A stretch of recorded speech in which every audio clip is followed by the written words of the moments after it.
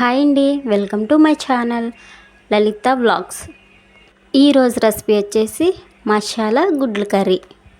ఈ కర్రీ చేస్తే ఈ వాసనకి బిర్యానీ చేస్తున్నారో కర్రీ చేస్తున్నారో కూడా ఎవ్వరికీ తెలీదు. ప్రిపరేషన్ చూసేద్దామా. 4 గుడ్లను తీసుకొని ఉడకబెట్టుకోవాలి. అందులో కొంచెం ఉప్పు వేసుకుంటే త్వరగా ఉడికిపోతాయి.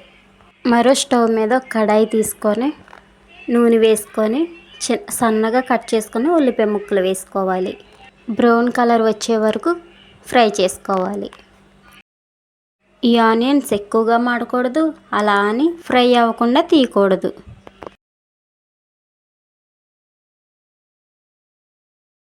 ఇలా బ్రౌన్ కలర్ వచ్చిన తర్వాత ఒక ప్లేట్లో తీసుకొని పక్కన పెట్టుకోవాలి. మసాలాకు కావాల్సినవి చూసేద్దాం.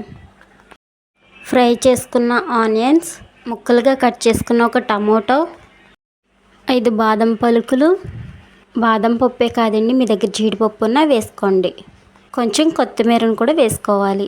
దాల్చిన చెక్క, యాలకులు 2, లవంగాలు 4 వేసుకొని మిక్సీ పట్టుకోవాలి.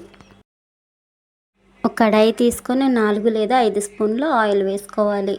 ఇందులో గుడ్లు వేసుకున్న తర్వాత చిటికెడు సాల్ట్, కొంచెం పసుపు, కొంచెం కారం వేసుకొని కలుపుకోవాలి. ఫ్రై అయిపోయిన తర్వాత ఒక పక్కకు తీసుకోవాలి.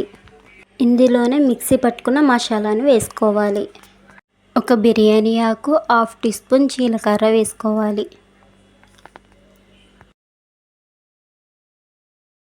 అడుగంటకుండా కలుపుకుంటూ ఉండాలి. 1 నిమిషం ఇలా కలుపుకున్న తర్వాత పచ్చిమిర్చి, కరివేపాకు, అల్లం వెల్లుల్లి పేస్ట్ 1 స్పూన్ వేసుకొని కలుపుకోవాలి. 1 స్పూన్ కారం, రుచికి సరిపడి సాల్ట్ వేసుకోవాలి. మొత్తం కలుపుకున్న తర్వాత అడుగంటుకోకుండా కలుపుకోవాలి. 3 స్పూన్ల పెరుగును వేసుకోవాలి. మొత్తం కలిసేలాగా ఒకసారి కలుపుకున్న తర్వాత అడుగంటకుండా కలుపుకుంటూ ఉండాలి.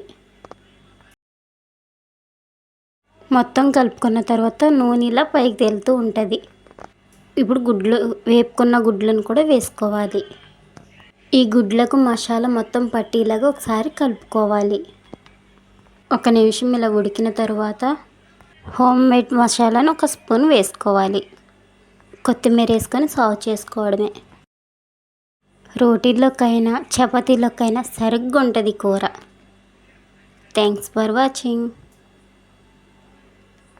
ప్లీజ్ సబ్స్క్రైబ్ చేసుకోండి.